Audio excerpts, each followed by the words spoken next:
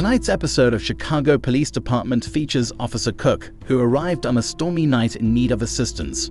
She is employed on the streets. It was a patrol officer who she was. After receiving a distress call from someone who said they were being followed, she decided to investigate the situation and found that she required assistance. The woman who was being pursued was not found by her. On the other hand, she discovered footprints, except that it was raining. It was inevitable that the evidence would be lost if they did not take it seriously, and Cook's supervisor did not take it seriously either. The officer was given the instruction to delete the entire incident from the record. She was unable to accomplish that. Cook went to Ruzek's workplace in an attempt to locate him. Torres was located by her. Torres was staying late to finish the paperwork, and he noticed that Cook was angry, so he thought it would be a good idea to offer his assistance. The two of them returned to the location where the incident occurred.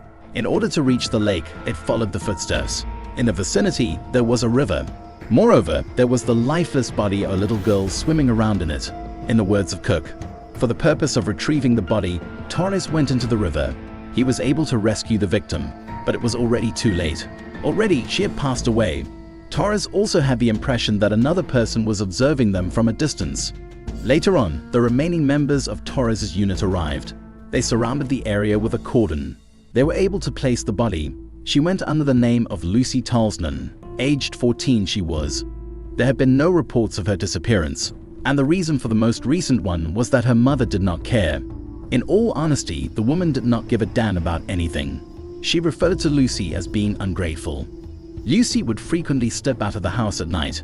In particular, she appeared to be upset that Lucy had not been kind to any of the guys that she had attempted to date. Both Lucy and the fact that she had been murdered were of no concern to the woman. Lucy would sneak out of the house every night with her pals, but her mother was unable to provide details about who these friends were. The fact that Lucy's mother was being examined was most likely the reason why she needed to find consent from another source. The only people who appeared to care about her were her pals, not even her family. This investigation was taken on by Voight, and he gave Cook permission to continue working on it. Cook was wearing a body camera that evening. In order to determine whether or not she had captured the other individual, she went through the photographs with Torres. She did it. Another girl of the same age was there. It is Jess Marks who is her name. In addition, she had a juvenile record, just like Lucy. When the police became aware that she was present, she fled the scene. What was she cognizant of? What exactly did she observe? The authorities confronted her with a number of questions. Additionally, they investigated Jess. There is no evidence of Jess having a violent past. Due to the fact that her parents choose to prioritize drugs above her, she is currently living with relatives. The most she has ever done is violated her curfew. When Lucy was in juvenile detention, she was also there. It is the place where they first met. Since that time, they have been close friends. A piece of Jess's hair was discovered in Lucy's wardrobe. It is believed by the authorities that she either broke into her friend's closet or was the person responsible for the crime. Cook and Torres went to Jess's house to visit her. They intended to question her uncle, but instead they discovered the body of the uncle before they could do so. Honey was used to do waterboarding on the uncle. Until he passed away, he was held down by multiple hands. They left fingerprints behind in the area. The fingerprints were so minuscule that they resembled those of a girl who was only entering her teenage years. After searching the house, there was no trace of Jess wherever to be found. She hadn't been seen by the neighbors in some days. While Torres and Cook were searching through Jess's room, Torres discovered a message that had been left by Jess's uncle. He referred to her as Honey. Possibly, this is the reason why he was slain with that. Although there were no indications of abuse, this was not always the case when anything occurred within the confines of the home. There were at least 3 people who forced Liam Marks to the ground in order to drown him in honey. Photos of Jess with Lucy and another girl are scattered over her room. Jess has a lot of them. They were the closest of friends. It is likely that they assisted her in killing her uncle. According to the police, there was a reason for the murder, and none of the possible explanations were satisfactory. It was a BOLO that was sent out for Jess. It was at a homeless encampment that they discovered her. Both Jess and a buddy managed to escape from them. After some time had passed, they inquired about Jess's friend who had fled. Jess was adamant about not referring to her in any way. She also asserted that she was the sole perpetrator of Liam's death. Whether or not Jess was tried as an adult was irrelevant to her. It was entirely her fault. It was a mystery to her why. As also, she held the police responsible for Lucy's passing. He informed her that Torres had made an effort to save her. He stated that Lucy had already passed away when she entered the water. Jess would not have any faith in him.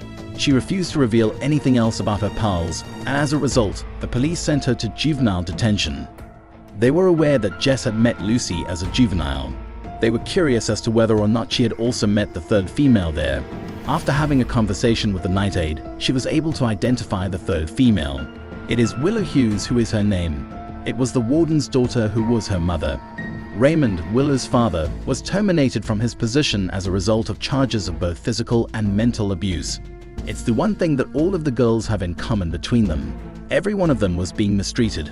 Presented to Jess by her uncle, Lucy from the boyfriend of her mother, Willow accompanied by her father. It was their intention to eliminate all those who had mistreated them. They began by taking Liam's life. They had the intention of killing Raymond at the one moment that he gained the upper hand. He took Lucy's life. His goal was to find Willow and Jess so that he could do the same thing to them. A reminder was given to Jess by the police that Willow was now by herself. Should Raymond be able to take the life of Lucy, he would do the same, or much worse, for Willow. Because Jess was concerned for Willow, she ultimately disclosed her location to the authorities. Willow, according to her, was waiting on the bus to take her to California. It was all in their plans to begin again in the state of California. The police officers went to the depot. They were unable to locate Willow.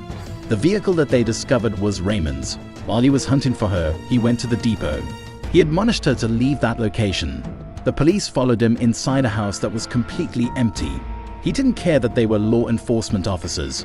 Officer Cook witnessed him attempting to kill his own daughter, which prompted him to make an attempt to strike her down. And Torres came to their rescue to save both of them. Cook took Raymond into custody. For Willow's injuries, Torres arranged for medical attention. Torres approached Cook as she was on her way back to patrol and inquired about the situation that she was having with Sergeant Montgomery. Cook was returned on patrol by her former commanding officer. He was enraged by the fact that she pointed out that he only accepted cases that he could win. After that, he returned to the patrol position. After everything that they have gone through, Torres informed her that they are looking to fill a position in intelligence and that she might be the right person to fill that position.